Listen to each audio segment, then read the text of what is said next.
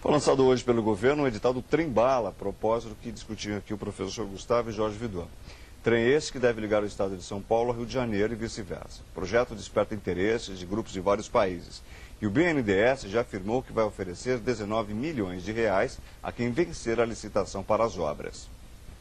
Na análise do Tribunal de Contas da União, a obra não pode exceder o valor de 33 bilhões e 100 milhões de reais. Serão cerca de 90 quilômetros de túneis e 100 quilômetros de pontes e viadutos. A previsão é de que o percurso entre as cidades do Rio de Janeiro e São Paulo seja feito em 1h30. Ganhe o edital para construir e operar o trem a empresa ou consórcio que oferecer o menor valor de tarifa. De acordo com o TCU, as tarifas devem ficar entre R$ 149,85 e R$ 199,73. Na corrida pelo trem-bala brasileiro estão grupos coreanos, japoneses, chineses, espanhóis, franceses e alemães. O BNDES oferecerá 19 bilhões de reais ao consórcio vencedor para a realização das obras. A expectativa do governo federal é de que o começo das obras do Trem-Bala possam gerar cerca de 12 mil empregos diretos e indiretos só na primeira fase da construção. Ao longo de 30 anos, 30 mil empregos devem ser gerados com a construção do trem. A meta é que as linhas fiquem prontas até 2016, que é o ano das Olimpíadas no Brasil. Jorge Vidor, está aí uma obra fundamental? Olha, realmente vai ser uma sacolejada grande no setor de trem de passageiros, né? Porque a gente praticamente perdeu esse segmento nos últimos anos. Tem agora os trens turísticos, enfim, mas que fazem pequenos trechos. Nos últimos anos, Guto, o Brasil ganhou muito pouco em termos de malha ferroviária. A gente até expandiu um pouco o metrô, mas trens suburbanos, isso praticamente tem a mesma configuração que tinha nos anos 50. Quer dizer, a malha que o Brasil tinha no final dos anos 50, total, praticamente 10 mil quilômetros a mais do que a gente tem hoje. Então, você vê como esse setor encolheu. E, de repente, vem o máximo da tecnologia nessa área. A Europa ainda está implantando o seu trem de alta velocidade. O Japão começou mais cedo, né? Com o Shinkansen, aliás, é fenomenal. Você já andou no Shinkansen? É engraçado, porque lá no Japão, a distância entre as duas principais cidades é mais ou menos 600 quilômetros, que é entre Osaka e Tóquio.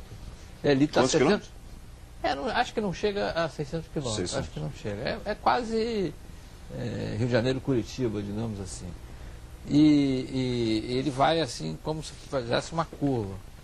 E 60% da população do Japão estão concentrados nesse trecho. Então você está lendo o jornal, você olha, vê uma cidade, vê uma cidade, vê outra cidade, é impressionante. Agora, você imagine o que vai ser essa obra dentro de duas megalópolis, que é Rio, São Paulo, e já pegando também a região metropolitana de Campinas. É uma obra muito difícil, porque o trem de alta velocidade ele não pode compartilhar a mesma área do trem comum. Ele tem que ter uma coisa exclusiva para ele, quer dizer, um caminho exclusivo para ele. Eu vi na França, por exemplo, que fica lado a lado, mas ele tem que ficar exclusivo por causa da velocidade que ele passa. Ele passa em cidades a 300 km por hora, ele tem que estar até protegido, né? Imagina, ele vai sair de uma área central do Rio e vai para uma área central de São Paulo. Daí que é 190 km.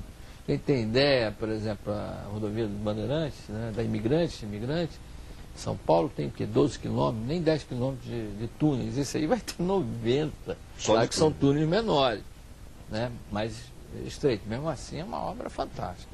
E tem que ter seguro, professor Gustavo, para uma obra desse porte, desse tamanho, e há quem faça esse seguro? Sem dúvida, há quem faça, e digo mais.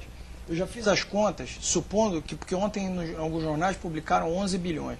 Se fosse 11 bilhões, seria 1% apenas do que se tem hoje de risco no mercado brasileiro. 1%. Com os 30 bilhões, você bota para 3%. Em torno de 3% é a estimativa. Então, o mercado absorve isso com alguma tranquilidade. Fico até com medo de um ministro estar dizendo que o mercado não tem capacidade, uma vez que esse seguro ele é muito ligado a bancos, a grandes bancos brasileiros. Então, é quase que o mesmo que dizer que nossos bancos não estão indo muito bem, que não é verdade. Os principais bancos brasileiros atuam nesse setor e cada vez vem atuando mais. O setor vem crescendo com o apoio deles. PIB, se eu não me engano, Gustavo, esse setor dobrou de tamanho nos últimos 5, 6 anos, né? Sim, nos últimos 7 anos, o setor de seguros especificamente cresceu 77%. Se considerarmos os últimos 10 anos, e aí tem um ponto de inflexão, porque em 98, com a criação da ANS, Agência Nacional de Saúde Suplementar, o seguro-saúde passou a não ser contabilizado mais como seguro, e sim como plano de saúde. Na parte da seguradora. Nas partes das seguradoras. Foi isolado da estatística da SUSEP, foi para a ANS. Ainda assim, há um crescimento, porque perdemos vários bilhões, foram quase 8, 9 bilhões de prêmio ali naquele ano. Mesmo assim, são 13,5% de crescimento ao ano nos últimos 10 anos. É muito maior do que a economia brasileira. Quer dizer, há um amadurecimento do mercado brasileiro no setor de seguros fantástico. E o seguro ainda nem se popularizou no Brasil, né? Ainda não. É uma coisa que está engatinhando. Exatamente. Estamos discutindo aí o microseguro para a população mais carente, fazer seguro de vida, acidentes pessoais, seguros menores, para a população mais pobre. E tem várias seguradoras se especializando nisso também, porque até foi uma exigência, houve um estímulo da SUSEP, do governo Lula, para que se popularizasse mais o seguro. E isso vem ocorrendo. E a gente até é um dado, porque o seguro é sempre visto como uma tragédia, né? Tanto que quando acontece alguma coisa, o pessoal chama de sinistro. É verdade. E quando você paga, é um prêmio, né? Mas, na verdade, é uma forma de poupança muito consagrada, já tem séculos, né? Mais de 200 anos, uma forma consagrada, porque você paga uma coisa relativamente pequena e, em caso de sinistro, você já viúva ou viúvo, seus filhos, seus descendentes, né? Recebem aquele dinheiro como se você tivesse poupado. Então, é uma forma de poupança, não uma forma de jogar um dinheiro fora, ao contrário, né? Muito pelo contrário, é uma garantia de que a economia brasileira não vai retroceder, havendo uma calamidade, havendo um problema qualquer. O Chile, por exemplo, está segurado lá contra o terremoto, falando aí em quase 4 bilhões de dólares, que foi coberto pelo mercado segurador mundial ao Chile. Portanto, vão reconstruir estradas, reconstruir hospitais.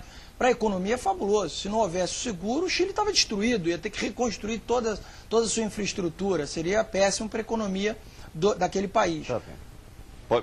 Pode completar. Não, já completei. A gente retoma na sequência, porque eu quero perguntar exatamente sobre isso. O crescimento da economia se vai viabilizar que mais pessoas tenham acesso a um seguro melhor, né? Em várias modalidades também. Obrigado, senhores. Voltamos em seguida.